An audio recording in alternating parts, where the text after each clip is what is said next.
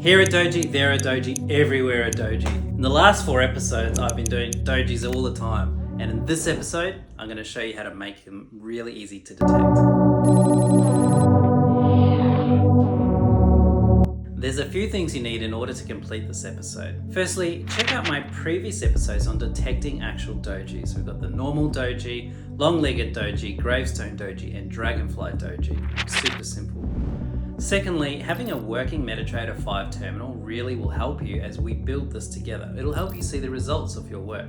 If you ever get stuck, don't forget you can always check out our Discord community, which is full of helpful people who love getting involved in helping you with your trading board. If that's you, join it. The link is in the description. Let's get into our doji start building. In my GitHub repo, which is linked in the description, you can see all of the different dojis that we've so far been calculating. You can see here we've got our doji. If we keep going, you can see here we've got our long-legged doji, which is great. Here we have our gravestone doji, and we have our dragonfly doji. What we want to do now is to combine them into a super detector. So what I'm going to do is I'm just going to copy all of this, and you can sort of see the function there that I'll be filling out. I'm going to copy all of this over into my code block here, just to get us started, and I'll also include the OnTick function. Okay, let me just grab it from here.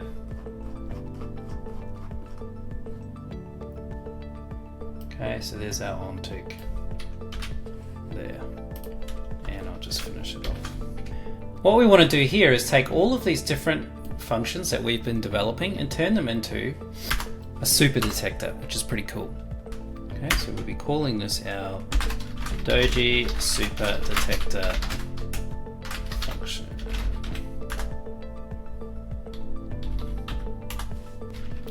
Now this will be returning to us a string, so we'll call this doji string doji super detector.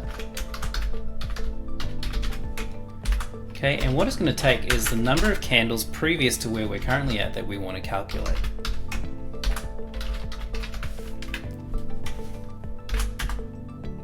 Now the reason we do this is because in the coming episodes I'll be showing you how to update your algorithm in a way that allows you to look at previous candles to get their values. So we want this function to take care of that for us. So let's do that. So we'll start by getting the candle data for the previous candles that we've identified. So that'll mean we get a double open, okay, using the IOpen function.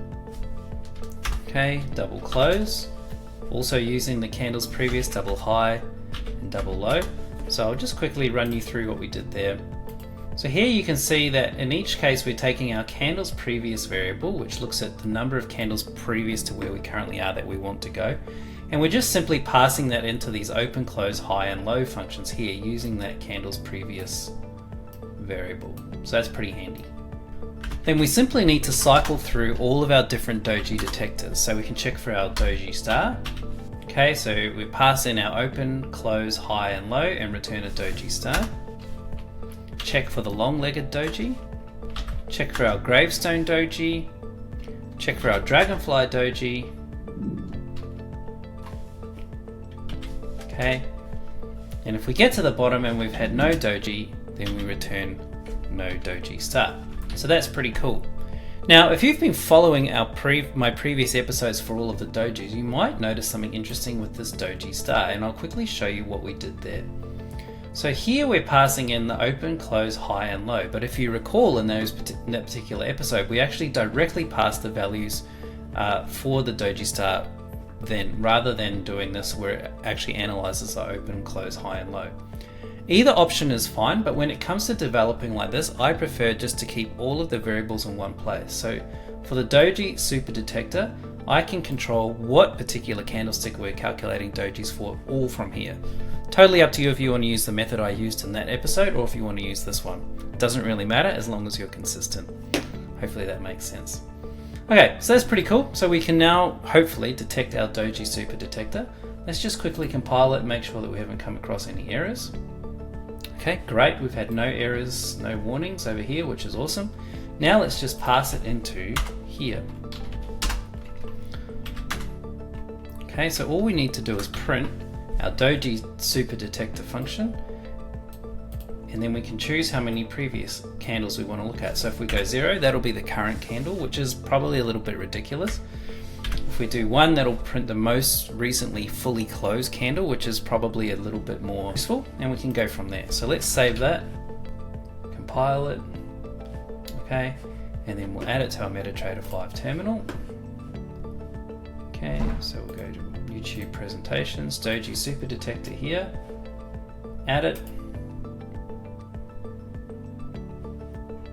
Okay, and it's saying here that it just detected a Doji star, which you can see is right there, which is pretty awesome. I'll just highlight that for you. You can see that we just detected a Doji star, which is that one right there, which is pretty awesome. How good is that? All right, in my next episode then, we're going to look at how we can actually start to expand this even further and continue building our algorithm. So I'll see you there.